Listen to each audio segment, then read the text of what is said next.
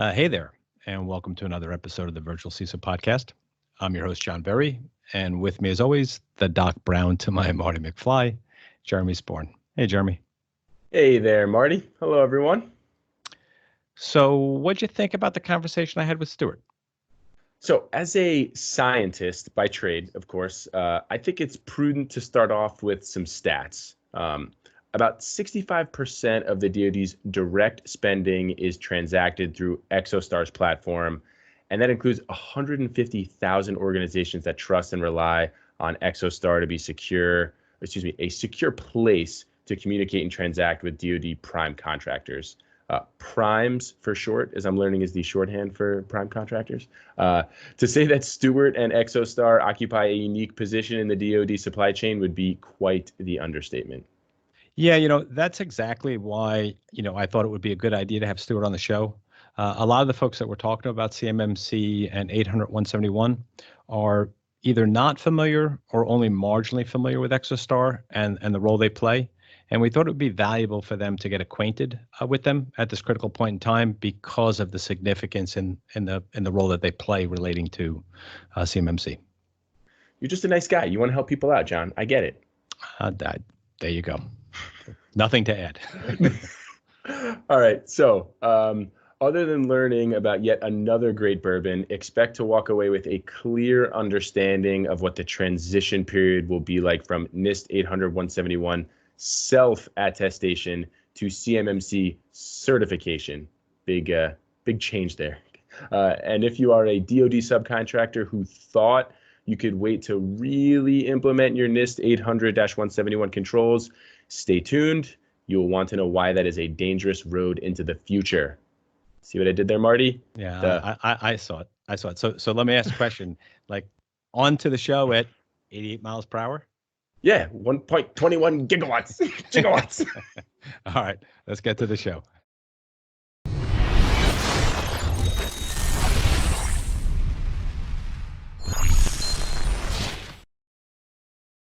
Stuart, thanks for joining us today. How are you? John, I'm doing great. Thank you for inviting me to join you today. Excellent. So I always start super simple. Tell us a little bit about who you are and what is it that you do? I'm the Vice President of Products and Marketing for ExoStar, and we're an innovative leader in secure business collaboration, serving the aerospace and defense industry and the defense industrial base. Gotcha. Now, that's a mouthful. But before we drill into that, I always like to ask people, what's your drink of choice? It kind of introduces us a little bit about you. So what is your drink of choice? Yeah, for a long time, I had been a martini man with blue cheese olives, and over the last 6 months, I've become more of a bourbon guy. It's funny. I've made a similar journey. I used to do Gibson's, right, which is vodka with the pearl onions, and yeah, certainly. You're in Virginia, correct? I am just outside of Dulles Airport. Gotcha. Are you a Bowman guy? Right, because Virginia's got some good bourbons. Most people don't realize, although you're technically not allowed to call them bourbons, but Bowman's kind of a pretty good brand down that way. So Bowman's we don't have, but I found one called Filibuster, which I'm enjoying. Not at the moment, though. Well, listen, that would have been good too. As of right, I hear alcohol kills COVID, so maybe you should have had one. So getting back to where we were, really what I wanted to chat with you about is CMMC. So can you explain ExoStar's role in CMMC and in the whole defense industrial base? Because I think you're a name that some people have heard, but I don't know that they fully understand how you fit into the puzzle. Yeah, and it's a good place to start. We really occupy a very unique position within the defense industrial base and the aerospace and defense industry. We're about a 20-year-old organization, and we were formed by 5 large defense contractors specifically to address really tough and common problems that existed among large primes within the defense industrial base. And today, 20 years later, the companies that formed us are still our shareholders, and we continue down that mission to be able to provide them with solutions to, again, tough common problems. Over the years, the majority of that has focused on collaboration. It's focused on supply chain transactions, and today ultimately what we've created is a secure collaboration and transaction platform over which about 65% of all direct spend of the DoD is transacted. And so, for example, Lockheed Martin manages its entire F-35 supply chain over the ExoStar infrastructure. And in total, 150,000 organizations within the defense industrial base kind of trust and rely on this infrastructure to be able to collaborate, to share information, to trust that their information is secure, to trust the services with whom they connect with. Excellent. So you are in the food chain from the RFP, RFI phase all the way through the, let's say, gathering evidence of NIST 800-171 conformance or perhaps CMMC conformance as we move forward? So, I mean, we're really more fundamental, than that with respect to the DIB, and we are the critical infrastructure that allows that collaboration to occur for organizations to exchange information, to place purchase orders, to acknowledge purchase orders, and so forth. But among the areas that we've also addressed for our primes and other large contractors is their ability to manage risk within their supply chain. Cybersecurity being a big element of risk within their supply chain, but not the only area of risk that with which they are interested. So over the last several years, we've created a series of tools for contractors, primes within the defense industrial base to be able to assess the risk associated with suppliers, to be able to assess compliance of those suppliers. And among those is compliance with NIST 800-171. Contractors today are required to assure that their subcontractors are eligible, that they have the proper systems and controls in place to be able to receive controlled defense information. One way that they can satisfy that is by self-attesting to their compliance, having satisfied the 110 controls of NIST 800-171. And we provide a tool that enables them to be able to perform that function, to monitor that compliance across their supply base. And it has the added value for suppliers that enables them to complete that self-attestation a single time. Not uncommon for a supplier within the DIB to work with many different primes. And if each of those primes is asking them to complete the same self-attestation, that's a lot of work. It's a lot of valuable time.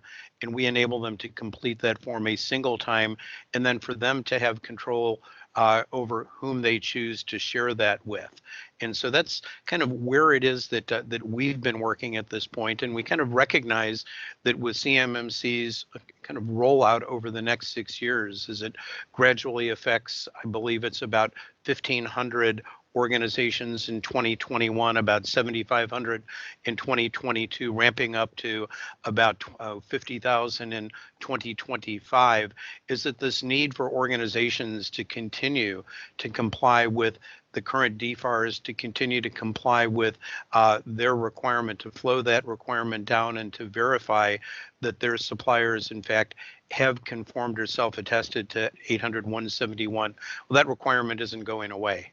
Gotcha. So just to be clear, so your platform would be like sort of the equivalent of an online questionnaire that someone might answer, where they'll put in information relating to their 800-171 conformance, and then that information then can be securely shared with the upstream organizations that they need to share it with. Is that correct? So that's exactly right. It at the choice of the prime, it pushes a questionnaire or invites each of their suppliers to complete this questionnaire. The information then is returned back to the prime. The information is scored. The progress with respect to completing that form is visible, but it provides the prime visibility in terms of the state of compliance for each of their suppliers. Gotcha. And now, so we're going to get into an interesting space, aren't we? So we're going to have this ongoing obligation to be 800-171 conforming, and then we're going to have this additional requirement to kind of migrate to CMMC for those organizations that either need to bid on a particular contract or project, or choose to because it might yield competitive advantage. Is that correct? Right. Correct. And I think the point being is that these two sets of requirements are going to coexist for a period of time, and the number of contracts and hence the number of contractors and subcontractors subject to subject to CMMC is going to grow over time starting in 2021. And in 2026, our understanding is that all RFIs and RFPs will have CMMC requirements as part of those.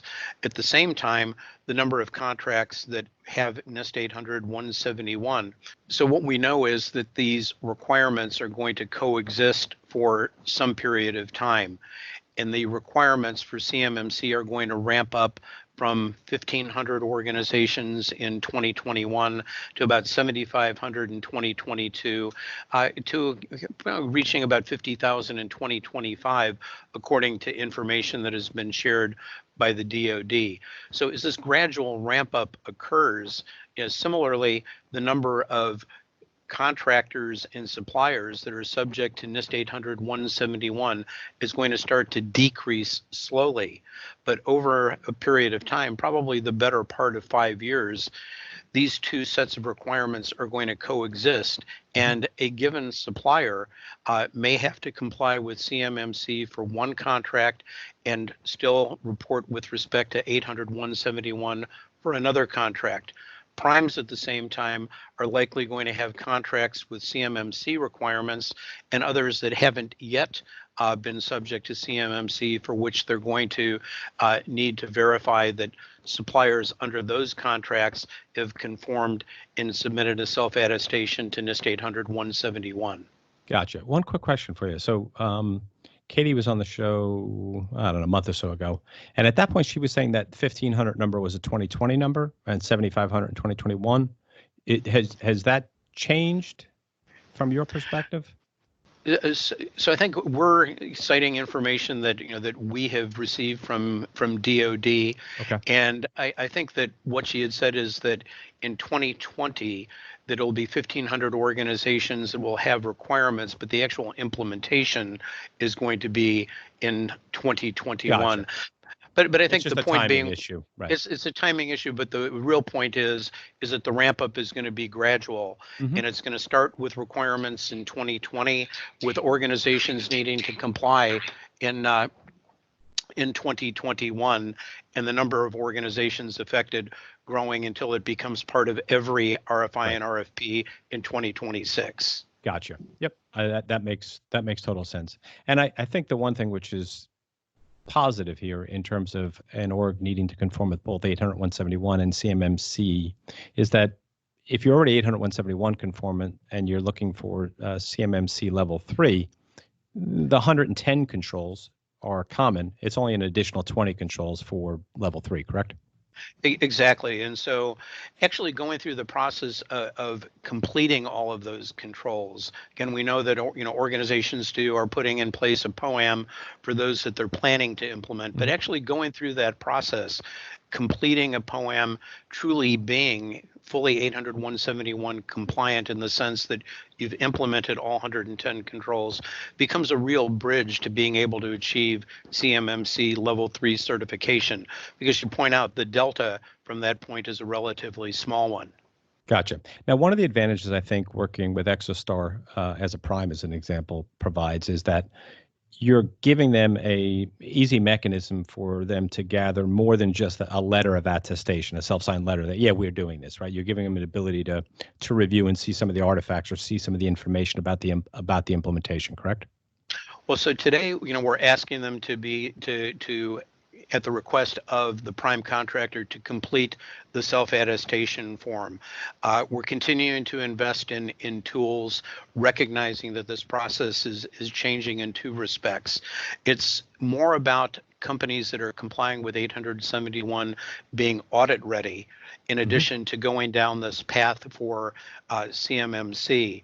And so being able to provide a mechanism for them to gather and store that evidence is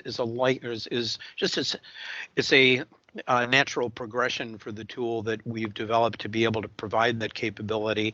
And then ultimately with CMMC, our intent is to build similar tools to help suppliers as well as primes to be able to go through that process of not only, it's not answering the questionnaire, it's understanding what it is that they need to put in place. What are the tools they need to invest in? What are the practices they need to put in place so that they can say, yes, I've done this and I'm actually doing it, and then providing the evidence so that it can be reviewed by an assessor at some point. So just kind of a logical progression of what we're doing is also building tools that will help organizations across the DIB go through that process and make the process of actually achieving CMMC certification that much easier for them.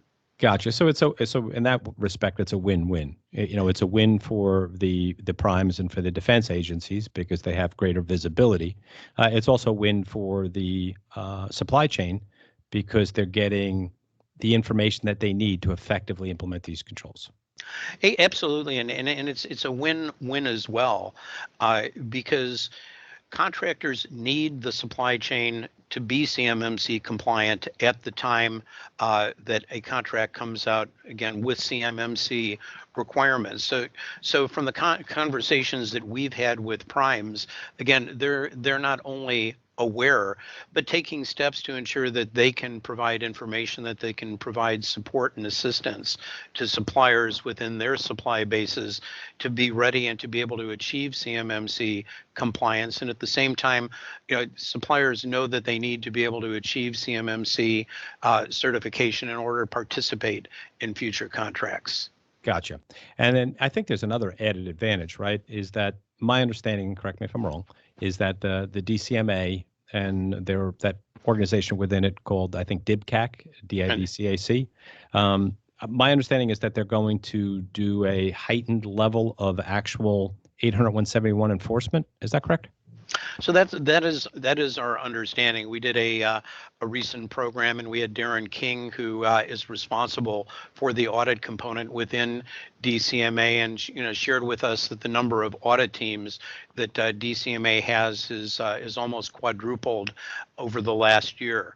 And the recognition that CMMC is being put in place because 800-171 alone with self-attestation, having people grade their own tests, hasn't been an effective mechanism to really thwart the leakage of CUI to adversaries.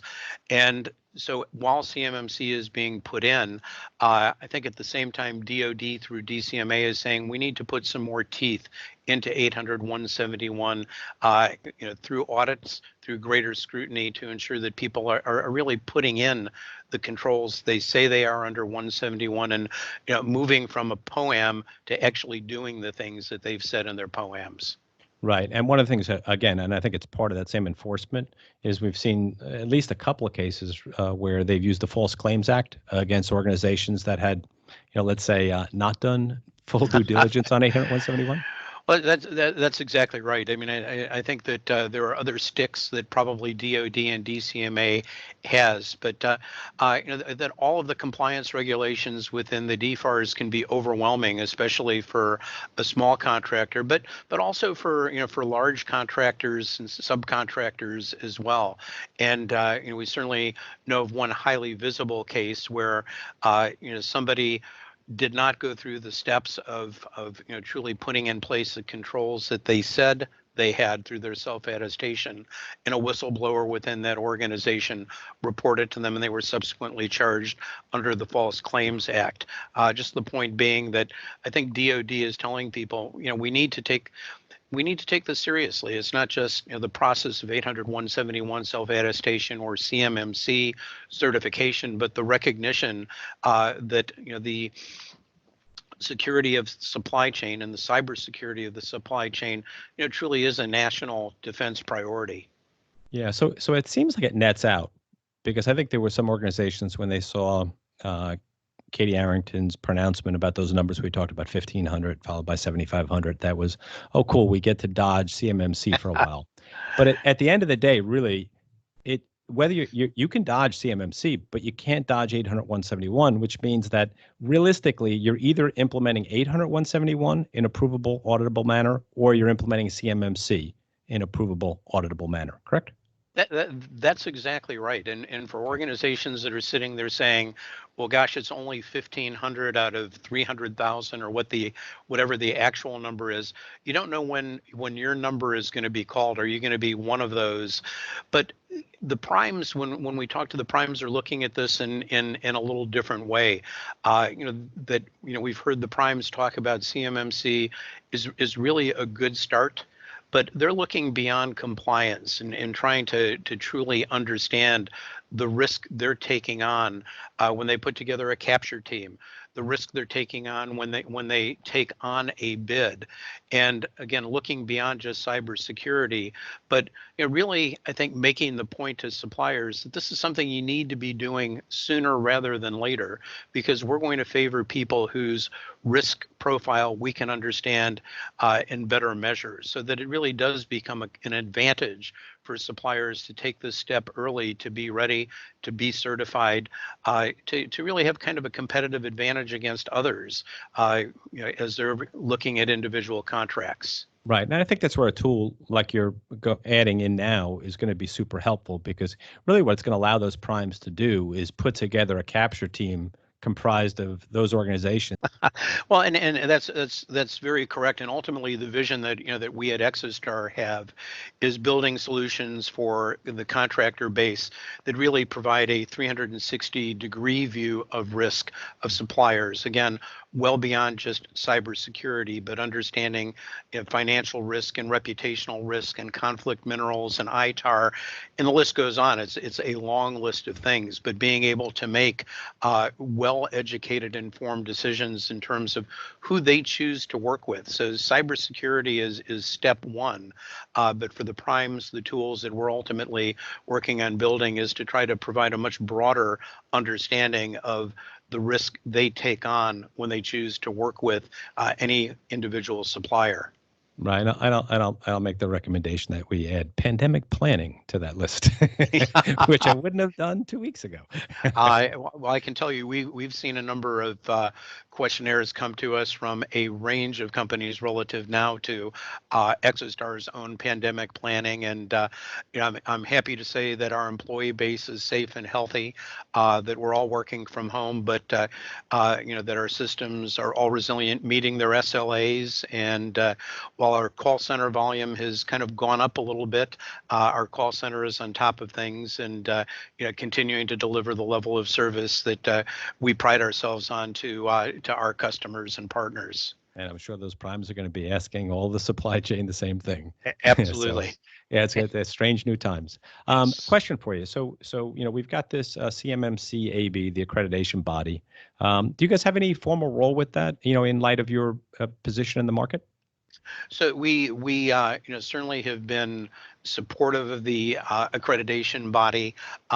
We've offered support and continue to offer to play a role as they go through their planning and activity. Again, they're taking on just a monumental task, and give them tremendous credit. So we kind of confer with them. That we've been asked for input and suggestions from time to time. We've participate in some of the panels and workshops that they put together, but we're not on the accreditation body as a board member, but I anticipate that we'll become an active participant on a number of the working groups that they put in place. But again, tremendous credit to those involved in the accreditation body and the work that they have done to date. Yeah, no, it's amazing how fast this is all moving. Yes. Especially given it's the government. Yes.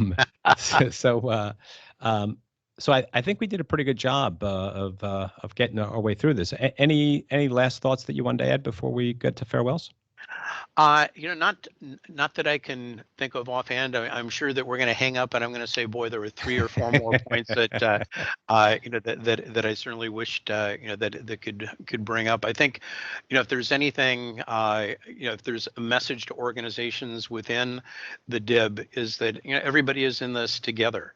The dependency that primes have on their supply chain, the vested interest in ensuring that the supply chain is not only accredited and certified to be able to work with them, but truly is secure and that is managing its risk. And this is something again that I think we're all in together. That ExoStar believes will continue to play a key role in the unique relationship that we have with the primes in providing tools and support to enable them to do that and truly to understand and manage the risk that they accept as they work with individual suppliers.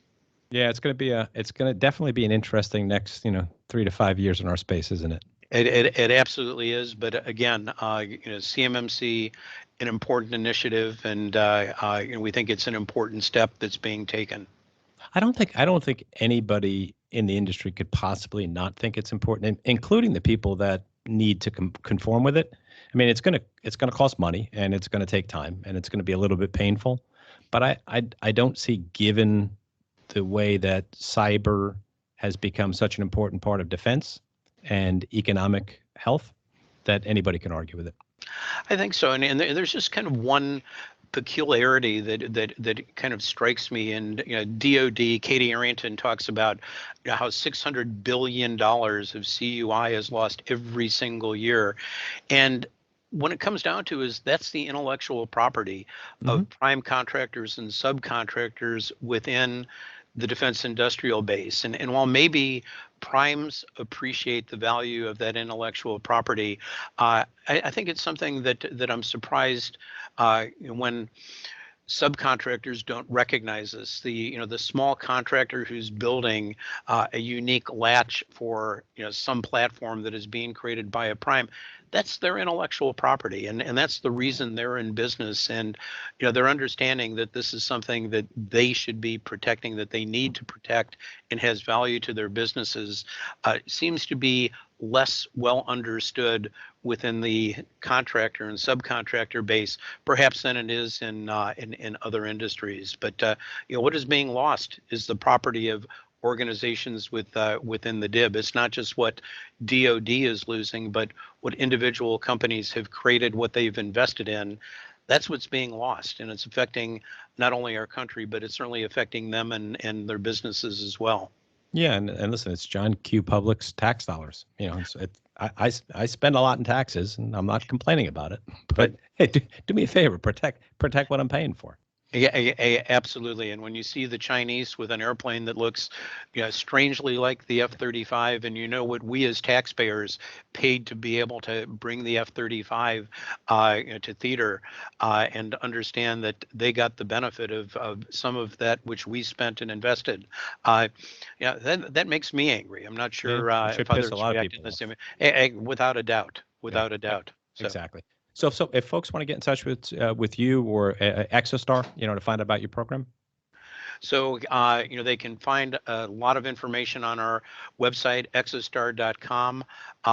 Certainly feel free to reach out to me directly. I'm at stuart.itkin@exostar.com. Again, our mission as a joint venture company formed by organizations within the DIB is really to see that we support them and that we support the organizations that they depend on across the aerospace and defense industry. Well, listen, if you think of those 3 or 4 things that you forgot to tell me, I'll ask you to write them down, and we'll get you back on in 6 months, because I think there's going to be a lot of more information to share at that point. So I wanted to say thank you for coming on. Super appreciated. Absolutely. And send me the name of that bourbon you mentioned. I think it's John J. Bowman.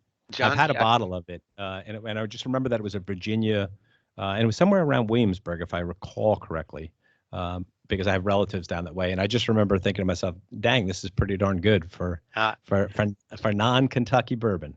Good. Well, I'll look forward to when we all get out of quarantine and you and I can share a glass of that together. You got to do. We can still do it virtually. In fact, I got a couple bottles on the shelf behind me. So, you know, all right. So listen, thanks again, Stuart. Absolutely. Thank you, John.